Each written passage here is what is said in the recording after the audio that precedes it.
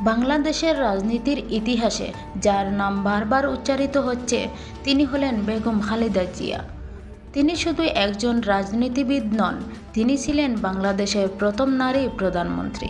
খালেদা জিয়ার জন্ম হয় 1945 সালে 15ই আগস্ট দিনাজপুর জেলার এক সাধারণ পরিবারে। তার জীবন শুরু হয়েছিল একদম সাধারণভাবে, কিন্তু ভাগ্যর নির্মম পরিহাসে তাকে দাঁড়াতে হয়েছে ইতিহাসের কঠিন সব মুহূর্তে। 1977 সালে তিনি বিয়ে করেন শহীদ রাষ্ট্রপতি জিয়াউর রহমানকে। জিয়াউর রহমান ছিলেন বাংলাদেশের একজন সাহসী মুক্তিযোদ্ধা ও রাষ্ট্রনায়ক, কিন্তু 1981 সালে তিনি নিহত হন।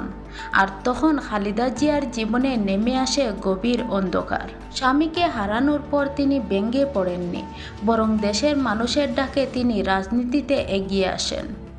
তিনি বাংলাদেশ জাতীয়তাবাদী দল বিএনপি-এর নেতৃত্ব গ্রহণ করেন। 1991 সালে তিনি প্রথমবারের মতো প্রধানমন্ত্রী নির্বাচিত করা হয়। এরপর 1996 এবং 2001 সালে তিনি দেশের প্রধানমন্ত্রী হিসেবে দায়িত্ব পালন করেন। তিনি ছিলেন এমন একজন নারী নেত্রী যিনি পুরুষ প্রধান রাজনীতিতে শক্ত অবস্থান তৈরি করেছিলেন। তবে তার জীবন শুধু সাফল্য ছিল না, রাজনৈতিক সংঘর্ষ, বিরোধিতা, মামলা, কারাবাস সবই তাকে সহ্য করতে হয়েছে। দীর্ঘ সময় তিনি কারাগারে ছিলেন এবং গুরুতর অসুস্থতায় ভুগেছেন। আজ খালেদা জিয়া চলে গেছেন, তবুও তার নাম আজও বাংলাদেশের রাজনীতিতে আলোচিত, গুরুত্বপূর্ণ। খালেদা জিয়ার জীবন আমাদের শেখায়, সুখ থেকে নেতৃত্ব গড়ে তোলা যায়।